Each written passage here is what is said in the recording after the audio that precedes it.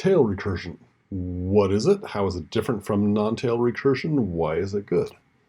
Okay, so let's start to answer those questions by looking at a regular list processing function, just like we've seen many of.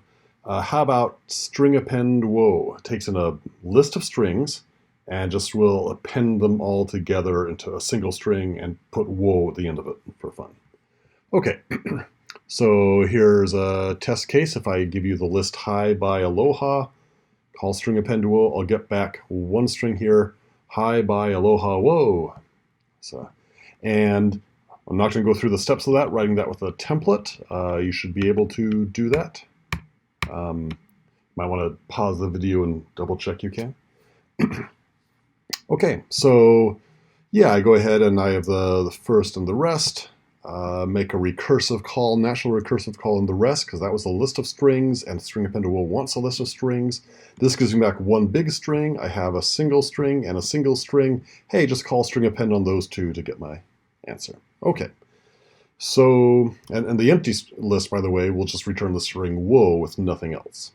So, okay, let's go and look at how that works. I have this over in a window here. I'm going to press the stepper button, this little step, and we're just going to see how that expands. We have a before and after frame here. The green is before and the purple is after. The green part, in fact, turned into purple. That expression reduced to simplified to the other expression. In fact, you can see now, hey, we had this list of hi by aloha. Really, underlying lists are a series of constants. You can't get around that. So we need the list function returns const hi, const by, const aloha, empty. Okay, so let's go and we're going to start this call string append whoa on this.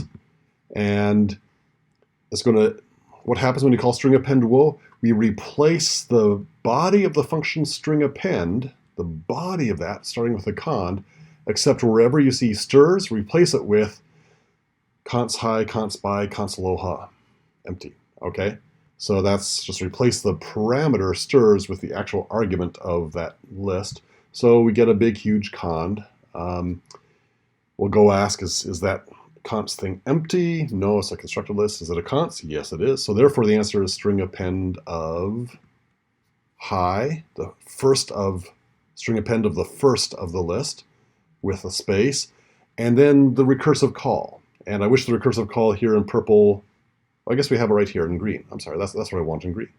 So after one step, the answer is string append of hi and space and string append whoa. So we can't go ahead and do the string append of the hi and space with the third argument because we don't know the third argument. So we have this string append waiting around to happen. Okay. Well, that's fine. The string append whoa, that call gets turned into this purple thing here. Let's skip forward to the next call, work through that cond, and you're unsurprised. The answer is now a string append of hi and space with a string append of by and space, and oh, we still have this green part waiting around. We can't do the second string append until the green part is done, and we can't do the first string append until that second string append is done. So we need to go and recur, and we go ahead, and now we get string append of hi, string append by, string append aloha to string append whoa of the empty list.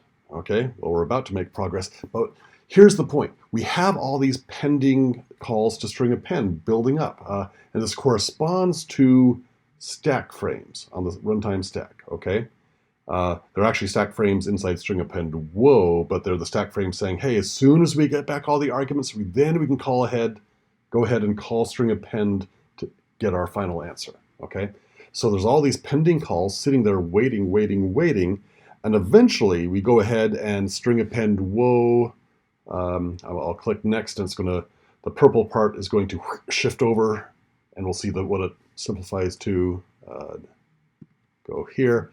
Oh, okay, yeah, cond of, and so empty of the empty list is going to return true. Cond of true, what does cond of true evaluate to?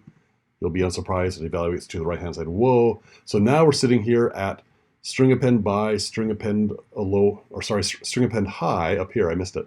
String append by, string append aloha, whoa. So we now have like 4 pending calls built up, and now we can start to unravel them, okay?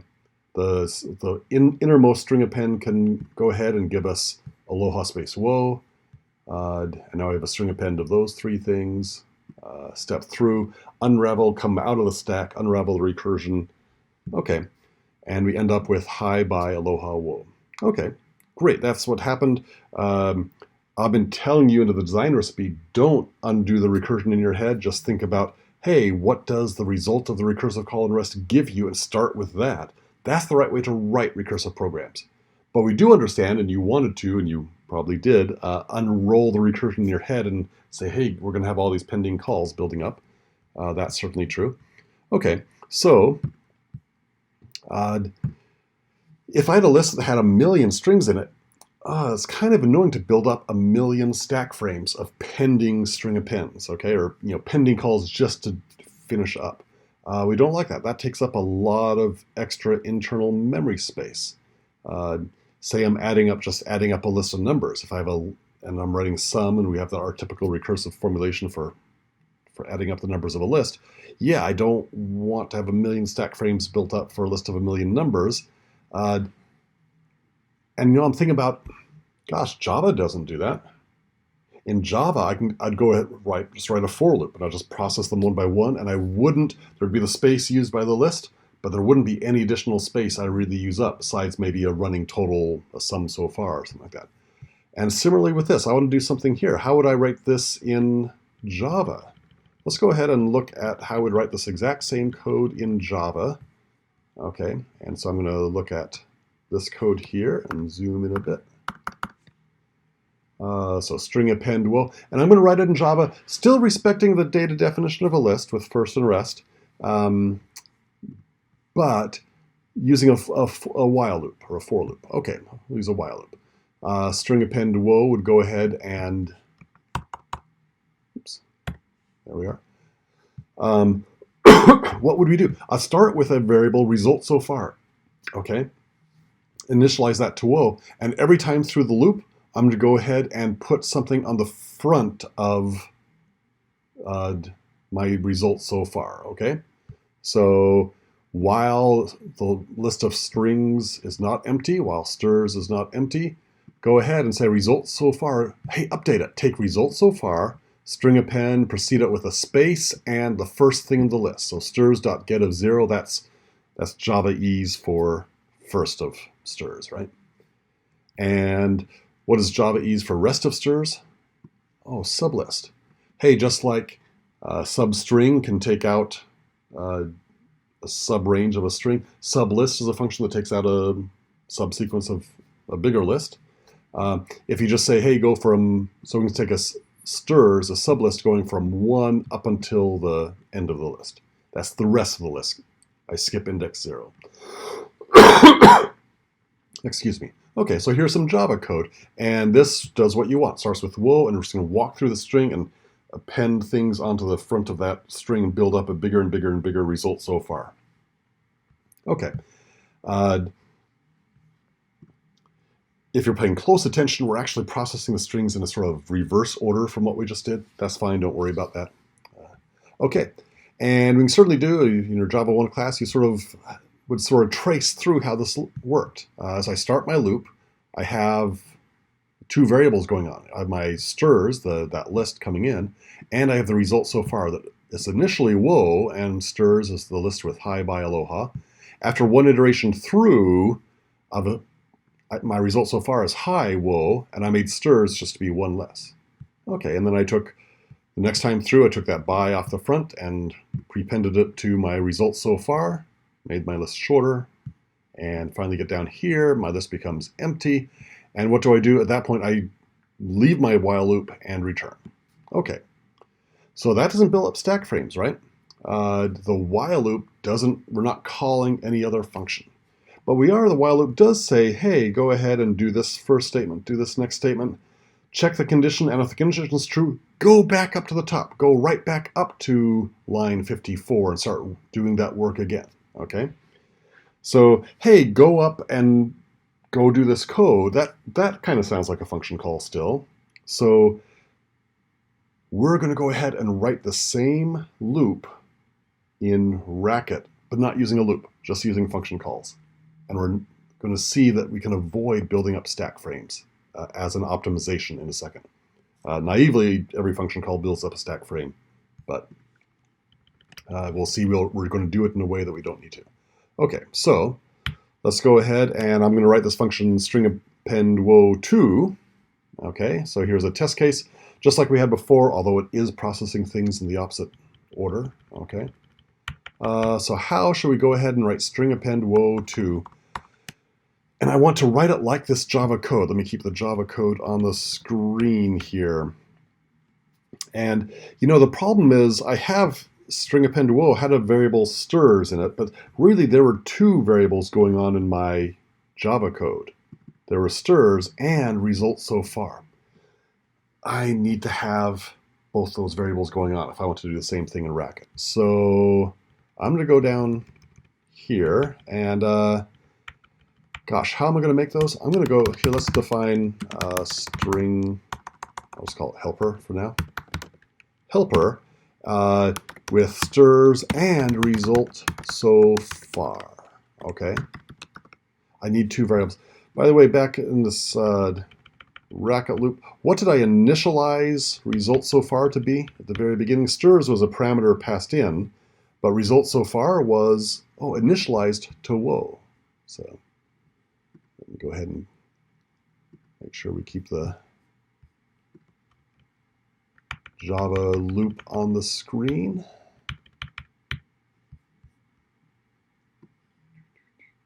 Okay, so gosh, I call string append woe. I want to go ahead and I want to have stirs just as it is, and I want to have this helper woe, and I want to call that result so far. So here's what I'm going to kind of do. This is a clever little trick maybe. I'm going to call helper, and I'm going to pass it stirs and woe. And notice what happens. When the code is running, Racket is running, I call string append woe with a list. It says, hey, go ahead and start going down here, and stirs will be the list you're passed in, and result so far is initially woe. Okay. By this way, this function helper is going to correspond to exactly the while loop. It's kind of like I've already processed lines 51 and 52 of my Racket, my Java code. Those lines are down here. Okay. And helper is going to be the function that is the while loop. Okay. And how's our while loop? It actually starts with is as long as the string is, as long as stirs is not empty. Let's go ahead and kind of empty stirs. We'll have some answer there.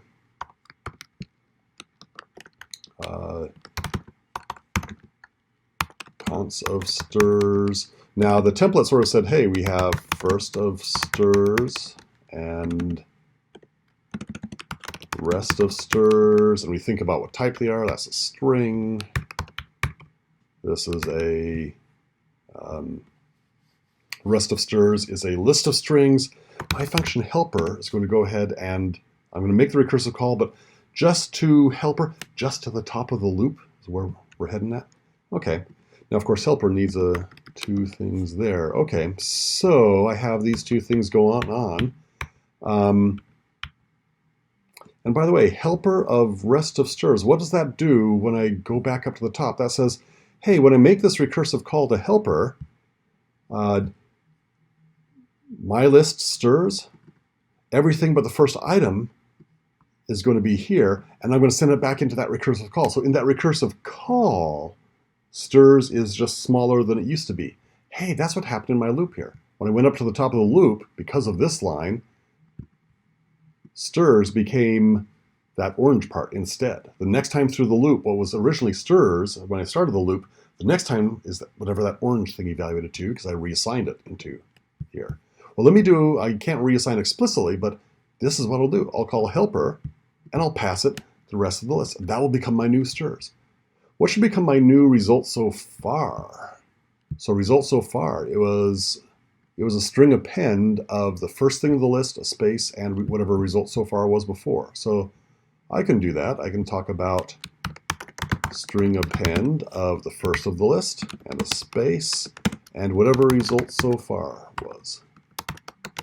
And what do I want to do that? I want to make that the new result so far. So here's the cool thing. I'm going to take that, copy paste it, and put it as the second argument in my recursive call. Okay, so what does this code now do? We'll worry about the exit condition in a second, but if my list isn't empty, I go ahead and do this code. What does this code? It says, hey, figure out my new value of stirs, figure out my new value of results so far, and then call helper, go back up and, hey, here's the new value of stirs, here's the new value of results so far. Okay. So, okay, well, we're doing something, but this is at least in the same way that Java is doing that loop. Okay. Now, what do we do? What happens when the loop ends here? When we pop out of the loop, popping out of the loop is this here. When we pop out of the loop, oh, we return results so far. So what should we do here if we want to do the same thing? Don't return whoa, return results so far. This, I claim, is now the same as the what this Java loop is doing. Okay, let's go through and take this and put this into the stepper. I'm going to copy and paste it to a new window.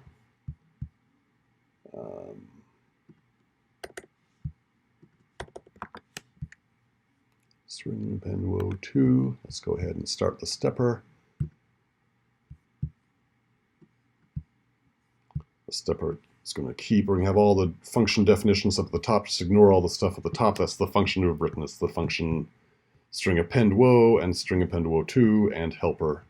And it kind of is hard to display on keeping the text size reasonable. But what happens? We have string append whoa2 of that. And what happens when we go ahead and call this function? By the way, the list function gets called first and expands into the const. Let's go and look.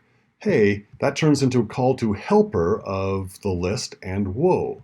So the first argument helper is stirs. The second argument is my results so far. Let's go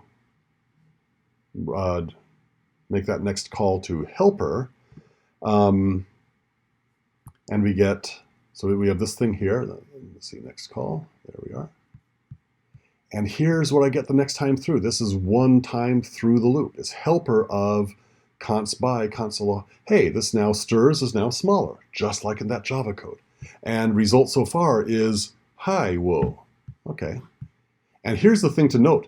There's no pending call to string append being built up. Okay. So let's go ahead and try it again. We get this. Oops. Missed one. I get to, sorry about that. I get to helper of the list just containing aloha and by hi, whoa. And yeah, sure enough, my list has gotten one shorter and my result so far has expanded. Next call. Helper of empty list and aloha, hi, bye, whoa. And now we can sort of go, we see that goes into the cond, and now we can see why in that cond, when the list was empty, hey, our answer is the result so far, everything we've built up. Okay, so, and that gives us our final answer. Okay, so this is going to be, I claim this here is morally equivalent to that loop that we had, the Java loop. Okay. We have two variables and they change in the same way. Going to the top of the while loop corresponds to going to the top of helper. And I had this little wrapper here. What is the purpose of this wrapper? Really, it was to initialize my variables, in particular the variable results so far. Okay, so yeah, this is the same thing here. Now, you're right. You could implement this and you could just make a recursive call and it would still, helper would still build up stack frames in the traditional model. But here's the cool thing. We noticed that we didn't really have any pending calls. When helper ends, okay, when we make the recursive call, we're sitting here in helper and we get down to recursive call. At the moment we're going to make that recursive call, look at what happens. What work do we need to do after helper comes back from this recursive call, this gray highlighted recursive call? Nothing. The outer call to helper, once it says, hey, my answer is this recursive call right here, and no further work. Contrast that with up above, where we said, hey, I make a recursive call to string append whoa, and my answer is, oh, get back that recursive call, and then I need to do something more. I need to do a string append and do some extra stuff there. Okay? That's not happening down here. So this is called tail recursive. Tail recursive function means that when you get to the recursive call, there's no further work to be done. The result of the recursive call will be the result of the main call. Okay? No more string appending to do after you get back from your recursive call. That will be your final answer. Okay. If you're tail recursive, so here's the optimization we can do with the stack. Okay, we're building up all these stack frames for helper, but when a recursive call comes back, we don't need anything that was on the stack. We don't need any of our local variables anymore. The stack held the local variables from that current invocation, but I don't need any of those local variables, so I just continue on, and that stack frame disappears. When this, in a traditional model, when the stack would reach our base case, all these pending calls to helper would just go back. There would be no more work except for undoing the stack. There wouldn't be any string appending still to need to have happen. So here's the cool observation. Hey, I'm in here in helper. I'm the main stack frame. I have space for 2 local variables, stirs and results so far. I'm going to make a recursive call, but that recursive call, I could make it and that gave it space for its two local variables, but I'm never going to need my 2 local variables again.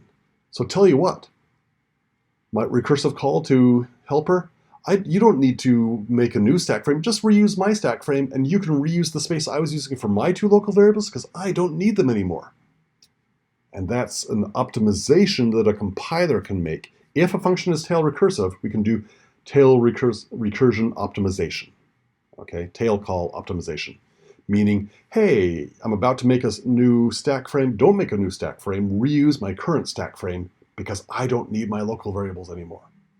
So once I figure out what to pass to the recursive function, my work is done, and I don't need any of my information. So that's what happens.